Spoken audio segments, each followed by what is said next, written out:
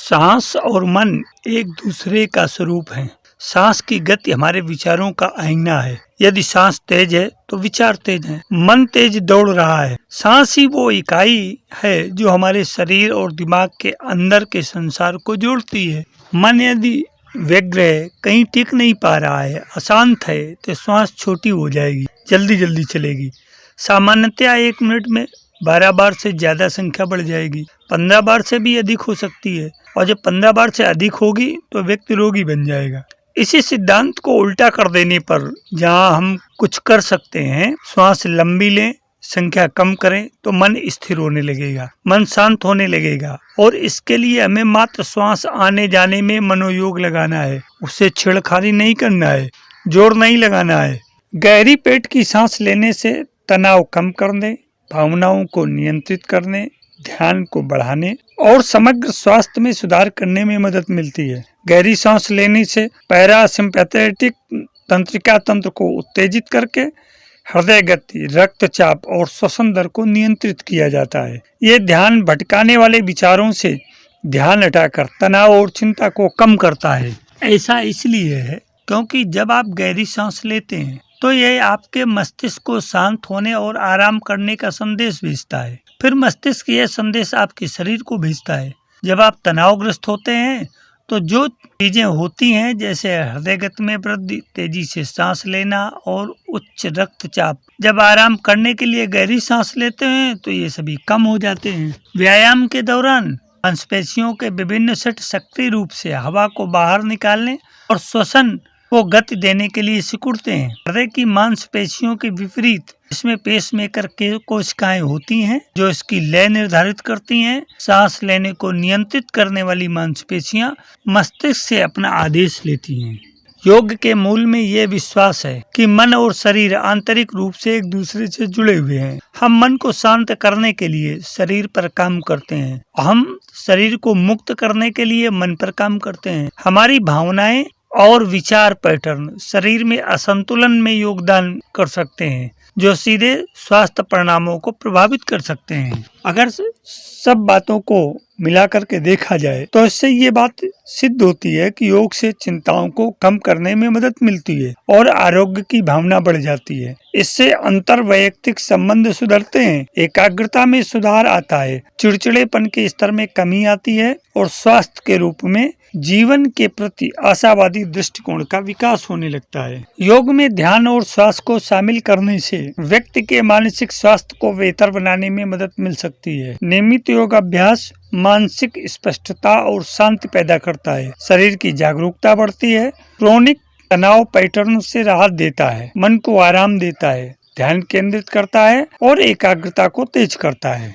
योग में सचेतनता के कई तत्व शामिल हैं जो सकारात्मक मानसिक और शारीरिक कल्याण को बढ़ावा देने में मदद करते हैं। श्वास क्रिया, आसन और ध्यान को एक साथ जोड़कर आप अपने आप को वर्तमान क्षण का यथासंभव पूरी तरह से अनुभव करते हुए पाएंगे। हमारे शरीर का प्रत्येक तंत्र ऑक्सीजन पर निर्भर करता है। अनुभूति से लेकर पाचन तक प्रभावी श्वास न केवल आपको मानसिक स्पष्टता की बेहतर अनुभूति प्रदान कर सकती है, बल्कि यह आपको बेहतर नींद, भोजन को अधिक कुशलता से पचाने, आपके शरीर की प्रतिरक्षा क्रिया में सुधार करने और तनाव के स्तर को कम करने में भी मदद कर सकती है। योग को जागरूकता को बढ़ावा देने के लिए जाना जाता है, जो मूल रूप से किसी की भावनाओं, विचारों पर ध्यान देता है। एक बार जब कोई व्यक्ति योग का अभ्यास करते समय ध्यान की स्थिति में होता है तो ध्यान केंद्रित करने और मन की शांत स्थिति तक पहुंचने की क्षमता बढ़ जाती है और तभी सचेतनता का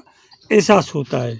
हम अपने दिमाग को, मस्तिष्क को शांत और एकाग्र करने के लिए 5 आसनों का उपयोग करें तो ये कमाल का कार्य कर सकते हैं, आश्चर्यजनक परिणाम देते हैं। इससे तनाव भी दूर होगा, हमारे मस्तिष्क की जो क्रियाशीलता है उसमें कई गुना वृद्धि हो जाएगी। इनमें पहला है अनुलोम विलोम। यह एक विशेष प्राणायाम है जो आपको श्वास को नियंत्रित करता है और नियंत्रित करने के साथ साथ ये आपको पूरे शरीर की ऑक्सीकरण करने में भी मदद करता है। दूसरा है भुजंगासन। इस हठ योग में आपको पीछे की ओर झुकना होता है। तीसरा है बालासन, चौथा है वृक्षासन, पांचवा है शवासन। इन योगासनों के साथ साथ आपको कुछ अन्य लक्ष्यों पर भी ध्यान देना होगा। हम अपने मस्तिष्क को अपने नियंत्रण में कैसे रखें, इसके लिए आपको हम 7 बिंदु बताते हैं। अगर आप इन पर प्रभावपूर्ण ढंग से विचार करेंगे, चिंतन करेंगे, अपने ऊपर लागू करेंगे तो निश्चित रूप से ये आपको लाभ देंगे। पहला है, आप अपने आप से प्यार करें, लव योरसेल्फ। दूसरा है, श्वास व्यायाम मेडिटेशन अवश्य करें। तीसरा है, हमेशा खुश रहें, बी हैप्पी। चौथा है, सकारात्मक सोचें, थिंक पॉजिटिवली। और पांचवा है, शारीरिक व्यायाम, फिजिकल एक्सरसाइज अवश्य करें। छठा है, पूरी नींद, गेट इनफ स्लीप। और सातवां है, अपनी पसंद के गाने सुने, लिसन फेवरेट सॉन्ग्स। हमारे मन के भटकने का जो सबसे बड़ा कारण है वो है गलत संगत, क्योंकि गलत संगत की वजह से हमारा मन कभी स्थिर नहीं रह पाता है। पहला है, दूसरों की बुराई करने की वजह से स्थिर नहीं रह पाता है। दूसरा है, मेहनत करने की बजाय सपनों को देखने की वजह से भी हमारा मन स्थिर नहीं रह पाता है। इसके अतिरिक्त तो अकारण किसी से ईर्ष्या करना, खुद अपने कार्य को न करके दूसरों के कार्य में अनावश्यक हस्तक्षेप करना भी हमारे मानसिक अशांति के भटकाव का सबसे बड़ा कारण है।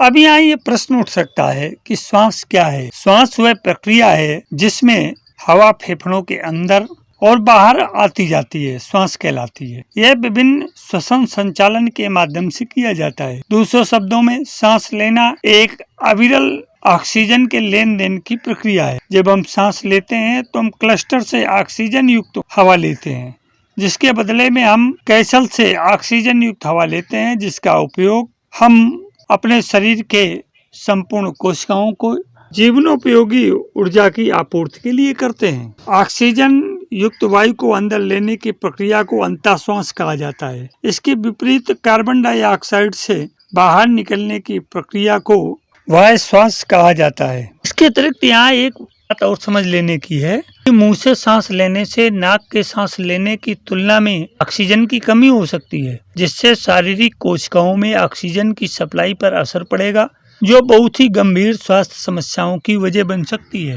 विशेष रूप से जब हम सचेतन होकर सांस लेते हैं तो ये सहायक सिद्ध होता है, क्योंकि यह हमें एक सहारा देता है। हमारी सांस, जिस पर हम ध्यान केंद्रित कर सकते हैं जब हम पाते हैं कि हम किसी तनावपूर्ण विचार से बह गए हैं। सचेतन सांस लेने से हमें अतीत के पछतावे या भविष्य की चिंताओं से विचलित होने के बजाय वर्तमान बने रहने में मदद मिल सकती है। जब रक्त में ऑक्सीजन का स्तर कम हो जाता है या रक्त में कार्बन डाइऑक्साइड का स्तर अधिक हो जाता है तो मस्तिष्क का श्वसन केंद्र सांस लेने की रफ्तार को बढ़ा देता है। यदि हृदय या फेफड़े सामान्य रूप से काम नहीं कर रहे हैं तो थोड़ी सी मेहनत से भी सांस लेने की गति और सांस की परेशानी काफी अधिक बढ़ सकती है। यह ब्रीदिंग वर्क तनाव प्रक्रिया पर ब्रेक लगाने में मदद करता है और पुराने तनाव से जुड़ी स्वास्थ्य समस्याओं को दूर करता है। शरीर की विश्राम प्रतिक्रिया प्राप्त करके पेट की गहरी सांस लेने से रक्तचाप को कम करने में मदद मिलती है।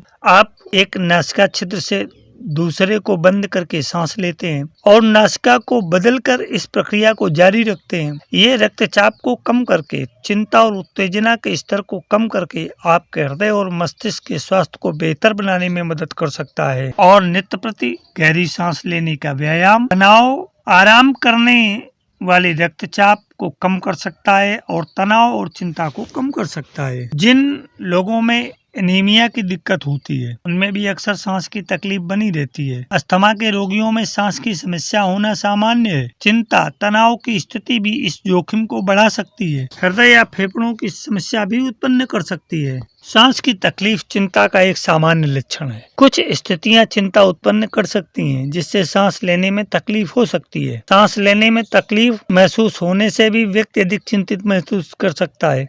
चिंता का कोई लक्षण दिखने पर उन्हें संदेह हो सकता है कि उन्हें सांस लेने या दिल की समस्या हो रही है। चिंता और निर्भयता का संबंध भय से है। वे व्यवहारिक और शारीरिक परिवर्तन ला सकते हैं, जो व्यक्ति किसी भी खतरे से खुद का बचाव करने के लिए तैयार हो सकता है। युद्ध या उड़ान की प्रतिक्रिया के साथ साथ रसायन शास्त्र वैज्ञानिक सिद्धांत पर प्रिय व्यक्त करता है।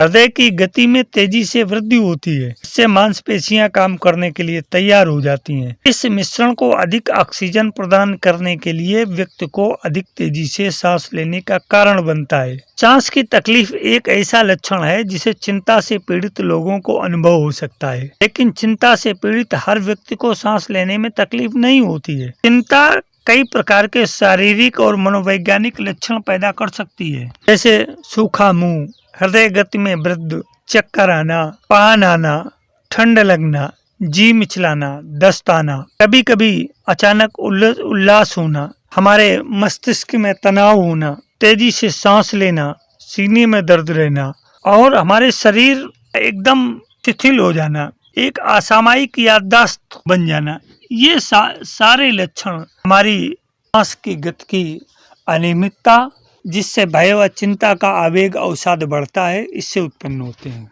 नित्य प्रति योग और व्यायाम के साथ आप यदि अपने आप को अस्वस्थ महसूस करते हैं, आपके सामने स्वास्थ्य की समस्या है, किसी कारणवश किसी रोग के प्रवाह में आप आ गए हैं, तो आपका मन मस्तिष्क बहुत उलझन में आ जाता है। मन के भटकाव को रोकने के लिए आपको अपने आप पर फोकस करना पड़ेगा। इसमें कुछ बिंदु हैं, जैसे आप अपने विचारों से दूर न भागें। आपके विचार अच्छे हों या बुरे हों, विचार सबके मन में आते हैं। दूसरा है व्यायाम करने की कोशिश करें, जिससे शरीर की मांसपेशियां रिलैक्स हो सकें और उनको और अधिक से अधिक ऑक्सीजन की आपूर्ति हो सके। अपने आप को व्यस्त रखें। जब आप अपने आप को व्यस्त रखने का प्रयास करेंगे तो निश्चित तौर पर आपका ध्यान आपके रोग से, आपके उन स्थितियों से हट जाएगा जो आपके लिए मानसिक अवसाद या तनाव भटकाव का कारण बनती है। जर्नलिंग करना शुरू करें। जब आप फुर्सत में हैं, आपके पास कोई काम नहीं है, तो आप अपना जर्नलिंग करिए।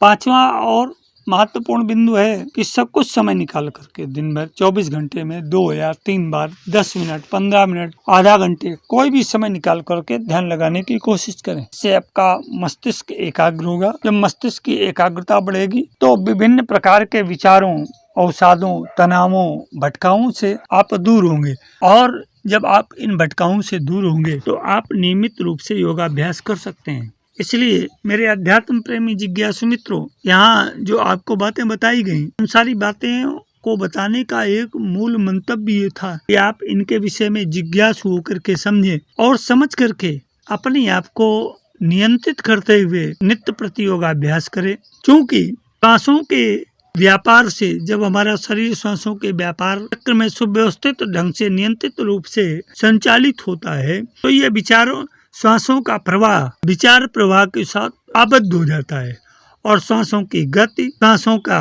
प्रवाह, श्वासों की सघनता, ये हमारे विचार प्रवाह को नियमित करती है। और जब हमारे विचार प्रवाहों का नियमित होगी तो निश्चित रूप से हमारे मन की एकाग्रता बढ़ेगी, हमारा मन का भटकाव नहीं होगा, हमारा मन एकाग्र होगा, स्थिर होगा, शांत होगा, कुशाग्र होगा।